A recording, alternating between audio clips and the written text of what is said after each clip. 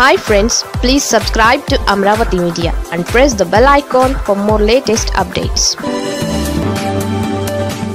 ఆ జనసేన ఎమ్మెల్యే చూపు వైసీపీ వైపు.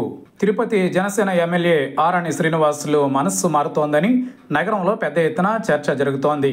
టీడీపీ, వైసీపీ, పీఆర్పీ తరఫున ఉమ్మడి చిత్తూరు జిల్లా అధ్యక్షుడిగా పనిచేసిన ఏకైక నాయకుడిగా ఆరణి శ్రీనివాసులకు గుర్తింపు ఉంది. రాజకీయ వాతావరణ మార్పును అనుసరించి ఆయన కూడా తనను తాను మార్చుకుంటూ ఉంటారు. సూర్య భగవానుడి నడకను అనుసరించి పొద్దుతిరుగుడు పువ్వు తిరుగుతూ ఉంటుందనే సంగతి తెలిసిందే. అది ప్రకృతి ధర్మం. అయితే ఆరణి శ్రీనివాసులు నిత్యం అధికార పక్షాన్నే ఉండాలని కోరుకోవడం రాజకీయ ధర్మమని ఆచరణలో చూపుతూ ఉంటారు. కూటమి అధికారంలోకి వచ్చి 10 నెలలు అవుతోంది. అప్పుడే ప్రజల్లో వ్యతిరేకత కనిపిస్తోంది. అందరికంటే ముందుగా ప్రజల నాడిని పట్టుకోవడంలో ఆరణి శ్రీనివాసులు దిట్ట. అందుకే ఆయన్ను రాజకీయ వైద్యుడిగా కూడా ముద్దుగా పిలుచుకుంటుంటారు. ప్రజలలో పెద్దగా తిరగకుండానే వాళ్ళ మనస్సును చదవడంలో ఆరణి ఆరితీరారని జనసేన శ్రేణులు చెబుతూ ఉంటాయి. ఈ నేపథ్యంలో ప్రత్యర్థులపై రాజకీయ విమర్శలు చేయడం ఎందుకని సన్నిహితుల వద్ద ఆయన అంటున్నారు. రానున్న రోజులలో వైసీపీలో చేరడానికి ఇప్పటి నుంచే ఆయన గ్రౌండ్ ప్రిపేర్ చేసుకుంటున్నారని విశ్వసనీయ వర్గాల ద్వారా సమాచారం అందుతోంది.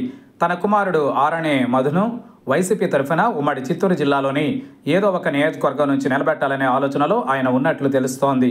అందుకే వైసీపీ ముఖ్య నాయకులతో ఆయన లోపల సన్నిహితంగా ఉన్నారనే చర్చ తిరుపతిలో విస్తృతంగా సాగుతోంది.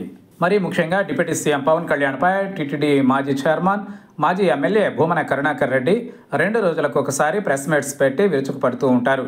కానీ భూమనకు కౌంటర్ ఇచ్చేందుకు ఆరణి సాహసించడం లేదని తిరుపతి నగరంలో విస్తృతంగా చర్చ జరుగుతోంది. భూమనపై విమర్శలు చేస్తే వైసీపీలోకి భవిష్యత్తులో ప్రవేశం ఉండదనే భయంతోనే ఆరణి ఆచితూచి వ్యవహరిస్తున్నారని తిరుపతిలో ఈ ఇద్దరు కలిసినా మాట్లాడుకుంటున్నారు. ఆరణి శ్రీనివాసులు మనస్సు మెత్తబడడానికి ప్రధాన కారణం రానున్న రోజులలో కూటమి మళ్లీ అధికారంలోకి వస్తుందనే నమ్మకం లేకపోవడమేనని జనసేన శ్రేణులు అంటున్నాయి.